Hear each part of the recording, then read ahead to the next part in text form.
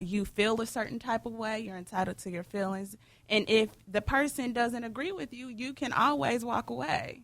Because that same bad guy But I might lose him, Akila. I don't want him going over to T and King. I mean, I don't want him going over there to her. I want to keep my man because, I mean, he see her and she might be my competition. Right. Well, if that was me, right. If that was me, I mean, I wouldn't be concerned because if you're leaving me, it's really nothing else you can top after you left me. So that's fine. But I think it also goes back to the point of what Channie said of having some self-esteem and knowing your worth at the end of the day. I know that's right. Go ahead and add to that, Channie. I think that it's not unheard of women to want to give themselves all to a man when he does not deserve that, and the fear of not believing that you can find something better. You do have to have self-esteem. You have to, like she said, if you leave me, baby, that's it. You ain't going to find nothing. I believe a man would never leave something he know he'll never find again. I really believe that. You just have to know yourself and not so much check the situation, but as a woman, you have to know how to check certain situations and I'm not going to lay down with you so you can stay here. If you want to be here, then you'll be here. That shouldn't be a priority for you to stay with me. That's not that. Right. Yeah, and I like that, and I'll say this, Akila. I agree with you 100%. I always say that, I will never give anybody that much power to steal my joy, to steal the person I am, to take away from the individual I am. And we do know that happens, but there's a lot of situations out there where there are women out there that don't have that self-esteem. They don't have that ability. They've been in households where the mother was, abused or she was talked down to, and that's their lifestyle, and they've learned that. My question is, and I'll ask Brenda this as well, where does an individual who does not have that strong self-esteem to realize that really a man is not worth you having to be worried about? If he's going to be your man, he's going to be your man. If he ain't going to be your man, then you ain't lost nothing. Because if he go to somebody else, I don't care if it works out with them or not. You haven't lost anything. But how do you get that individual? Because I was talking to a young lady at my job, and the guy left her, and she's all disappointed and feeling down. How do you make that person realize that you have the power to be the greatest person in the world for the person you're with just by believing it? Well, first of all, they have to be introduced to Christ. Because God loves his daughters, and he fiercely made us beautifully. And second of all, you have to have that self-esteem in your own self. If no one gave it to you, you got to believe to yourself, I'm beautiful. And I don't mean conceited beautiful, inside out beautiful. You have to be worthy enough and walk around with pride, so much pride in yourself that it's no big deal if somebody, one guy don't like you. You have to have that attitude that, okay, that's one down, you lost the prize. But see, women nowadays, they give up stuff so easily.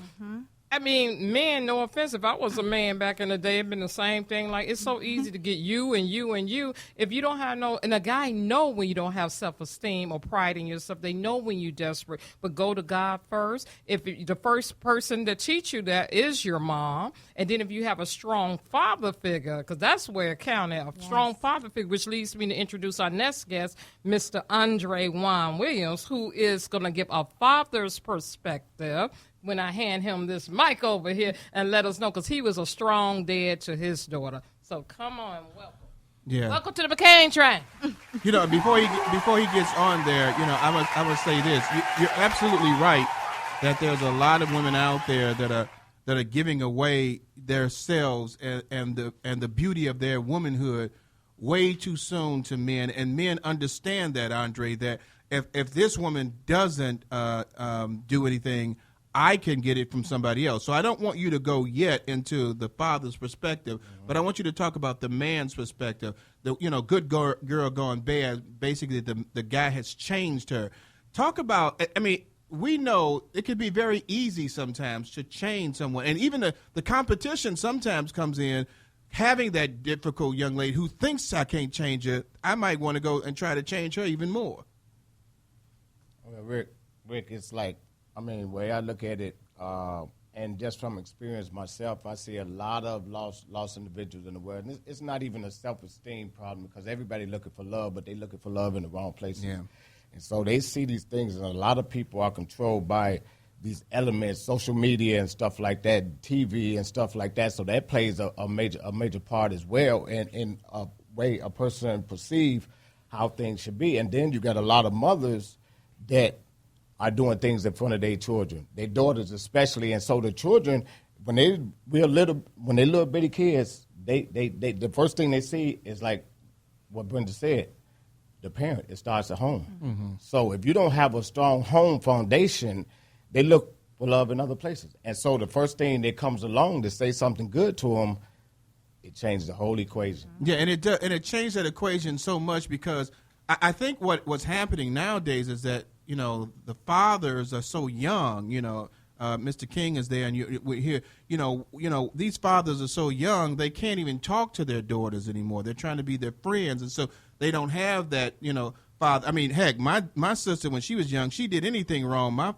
Just hearing the father's name would stop her from doing that, but you don't have that now. So, Akila, I'm going to ask you, what does a young lady do when I don't have anybody to instill in me the power that your father, and I said it before and I said it again, Mr. King raised some awesome daughters. You did an excellent job, sir, and your daughters here.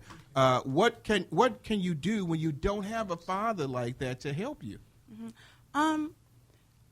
I would say the foundation, it starts at home because that's the first thing we see. Mm-hmm. But I think that our friends have a lot to do with it, especially when we hit around that age. Peer pressure will get to you because you don't look like everybody else. Because that's what it was for me. I'm not going to say that I always thought I was this fine, even though I was. But yeah, definitely, because I wasn't the right size compared to my friends, or I had acne growing up or something like that. Mm-hmm. But I had to, that's a growth thing. Like, I had to become comfortable with myself. Right.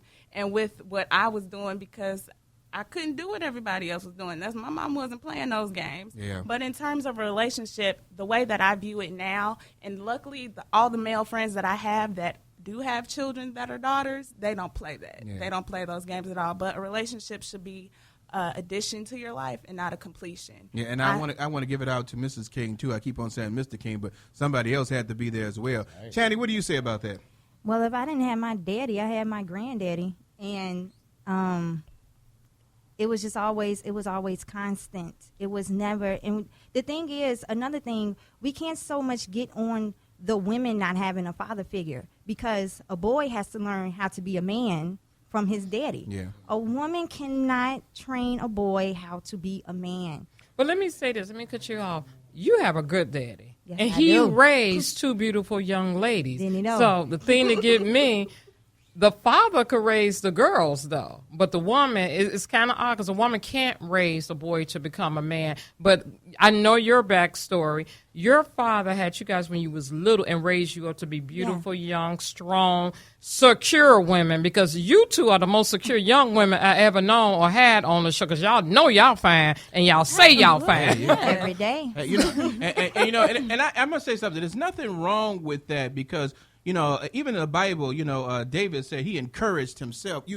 Saying that you are an attractive person doesn't mean you're sedity or you're stuck up. It's just having a self-worth about yourself, and that you've got to let these men out here know that I'm worth something, and you've got to come with something worth having who I am. And that's what I think a lot of times what happens with young ladies when they go on the dark side. They don't see that worth anymore, and that's what happens. You got something to say? Yeah, I have a lot to say. But no, quickly, I must, that's right. Well, now. No, again, as everyone knows, I have 4 girls, and I think gorgeous. They are 4 beautiful girls. But again, and I've said this many times before, I've raised them to be women who know their worth other than their beauty. They are smart. They are good people. They are kind-hearted. So I try to play down what they look like and talk more about what's on their inside. And I'm hoping that by their insides being good, that they remain good girls. But again, like you say, they had a good mother figure. They had a good father figure. But again, sometimes the streets and the peer pressure will get to our young ladies. And like I said, I think I've been very fortunate that hasn't happened to me. But I think sometimes we need to also remind them what's on their insides and not just their outs. There's a lot to remind them. Yeah, you know, and that's true. But let's, you know, we've got a few minutes before one of our commercials come in. But here's the thing that I know that I've seen a lot of times, and Andre, you know, correct me, talk to me if I'm wrong, is that a lot of times the most proudest woman can meet a man that she loves, and her value system goes away. Mm-hmm. Because that man, just the sight of him, just what she sees about him, what a man, what a mighty good man. Yes, they indeed. see that, and all of a sudden the values of that woman goes away. Why does that happen, ladies? That's human nature, though, because you want what you want and you desire physically first before you get to know him mentally. And even though a man will show you better than he can tell you that he's not about nothing emotionally for you or faithful to you, you still want that man, because as a woman, we're nurturers. We think, I could change him, I could fix him, I could do this. You can't, ladies. He changed you. That's what he did. But is that not you going on the dark side to change somebody before? But see, no. No, that That's, goes into go ahead, building a man. We have this perfect idea of what a man can be for us and who we want. And I want him to have a six-pack, and I want him to, you know, be able to cook and clean, all of that. Oh. And he can't cook a lick. He doesn't know how to balance the checkbook, but you gonna teach him. Right, you gonna work with him. At least a sister gonna work with him. Yeah. Right. But and then you can't change core things about a man. But that does happen, though, Akila. That someone, geez, I knocked the whole computer off. That sometimes a woman will have that kind of premise, or they think that they can change that person. But what happens so much is that guy, she wants him so much, she gives up on the fact that maybe there's some things that she can help him with, and then she just falls in line with who he is instead of what she can provide for him. That's true. The difference is, I'm sorry. Go ahead. No, go ahead. I just want to say that when it comes down to it, you know, your wife is a helpmate. If we're going to be real, when you date somebody, the goal is to get to marriage. So, i.e., for example, me and my boyfriend, when I first met him, without putting his business out there on the street, but he would, you know, he wasn't as good as balancing money, you know, and if you want to date me, we're going to have to go some places, you know what I'm saying? So it's your approach. You have to learn. My mom taught me when it came to getting stuff from my father, it's not what you say to him, it is how you say it. Because, with all men. Okay, because men and women, we talk on two frequencies. They're different. So it's your approach to this. It's the approach to the situation. You know, if you want something, it's how you approach him. Like, I would never nag my father when he comes in from work or talk to him about money while he's at work, while he's making money. He doesn't want to think about spending anything when he's making money to provide for his family. So it's how you approach him. You know, you don't want to come off as being nagging and making it seem like, oh, I can change you, because women, we are nurturing. We're mothers. You know, we will be mothers. You don't want to have that approach to him. You want to say to him, baby, how about we handle it like this? What do you think about this? Yeah. Baby. Yeah. Okay, well, I got some things I won't. I'll say yes here now because we're on the radio. So. Right. Get in the car. Don't you? You know, I mean, don't you ever get a no. I'm just. But you know, that's the thing about it is that sometimes, I mean, I'm gonna tell you something. I think that a lot of times women underestimate the power that they have over a man, and that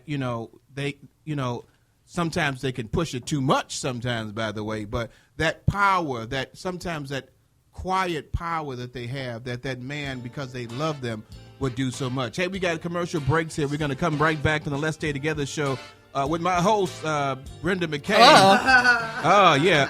Hey, we'll be right back right after these station identifications and these commercials.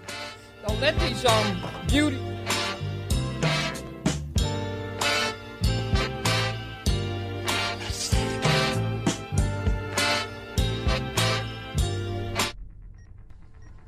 This is D. Curtis Randall with the Gospel Countdown Rewind, taking a look back at this week's Gospel Top 10. Number 10. Do you mind if I testify and tell you of the goodness of my Lord? Number 9. I'm not the same. Ever since I met the Savior, see my life has changed. I'm I'm listening back in the day. I did some crazy things. Number 8.